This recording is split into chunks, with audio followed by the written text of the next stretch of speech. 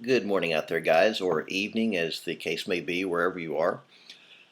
For today's video, there's something that came to my mind that I thought I would talk about a little bit, and that's Taglish, or another way to look at this would be the two different types of Tagalog that you encounter in the Philippines.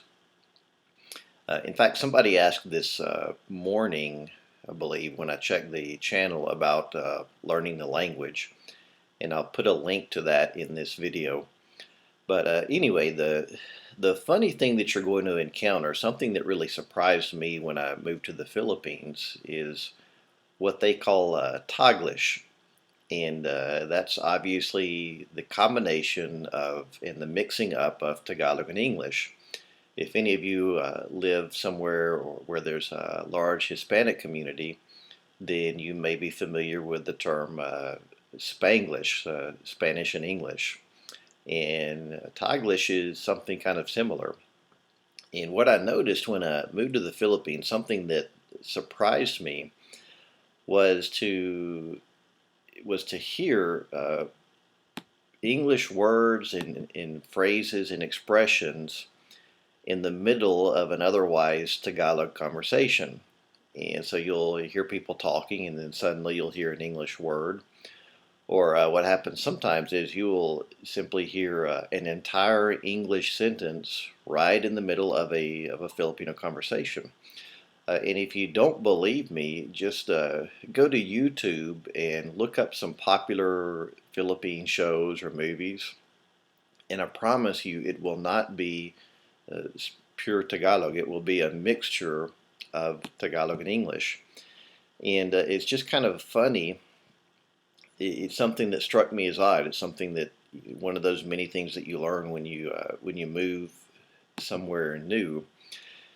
And there are quite a few reasons for this, I guess. The two primary ones, first and foremost, of course, you have the fact that American culture and American media and everything has just kind of intertwined with the Filipino culture.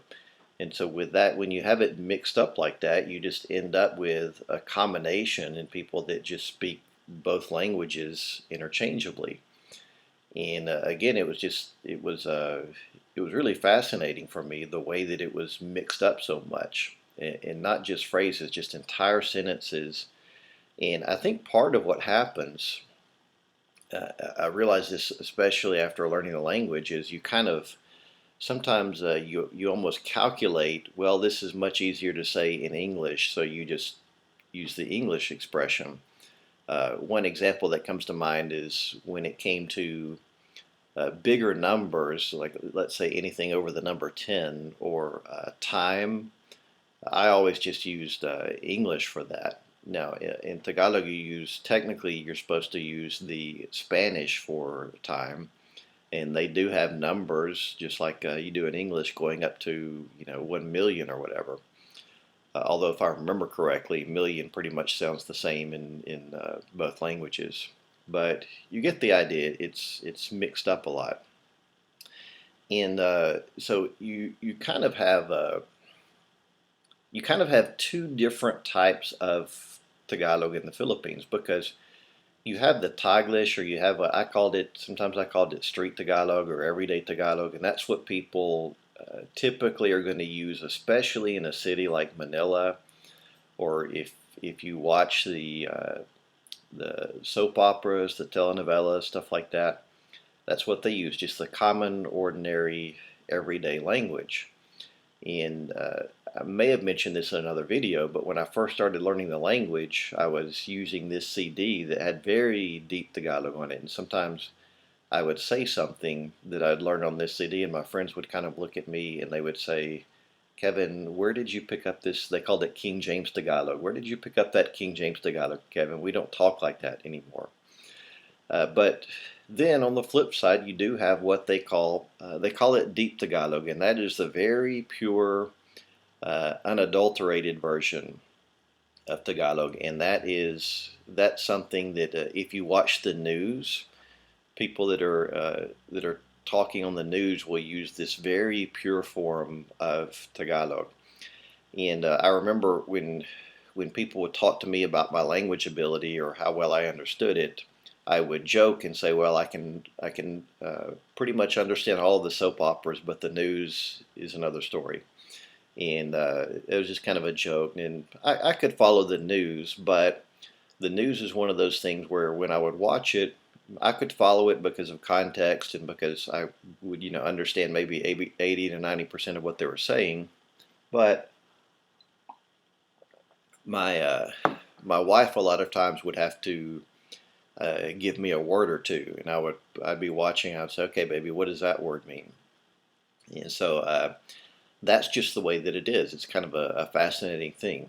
And one more, I think another reason this has happened is that, and I think this has probably happened even in other parts of the world, because I remember talking to a student from India one time, and she told me that it was kind of like that in India. They have a mixing of the languages. In some cases, they just use the English version, or maybe there's not even a Tagalog equivalent for a word that's come up over the past few decades. So, for example, internet or something like that. They're probably just going to say internet. As far as I know, there's not really a Filipino word for that. Maybe there is, but so that's kind of the way it works. And I'll give you just an example quickly before I close the video.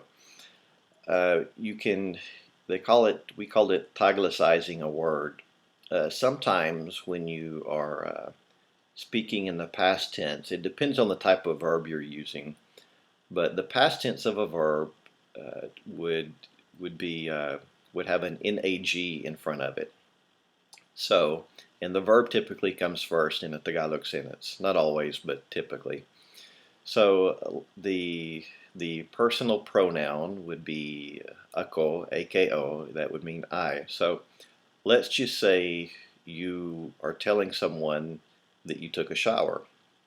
You would say nag-shower ako, nag, then shower, and then ako. So you see what you've done is you've taken an English word, but you've put a Tagalog verb form on it, nag-shower ako. But the more pure way to say it would be to use the word ligo, which is the Filipino word for bathe or shower. And if you say naligo ako, then that's the same idea. But the interesting thing is both of them are really widely used and acceptable. And the funny thing about Tagalog verbs is you can a lot of times turn a word into a verb in a way that you would not in English. So if I was going to say that I've been using the internet, just like nag-shower ako, you could say nag-internet ako. So yeah, they're two different systems. And one final thing I'll tell you that's interesting is when it comes to the deep Tagalog, the very pure Tagalog, my experience was, especially in Manila, many of the Filipinos struggled with that. They would struggle with saying a pure Tagalog sentence without using any English words whatsoever. So they had adapted kind of this hybrid version of the language.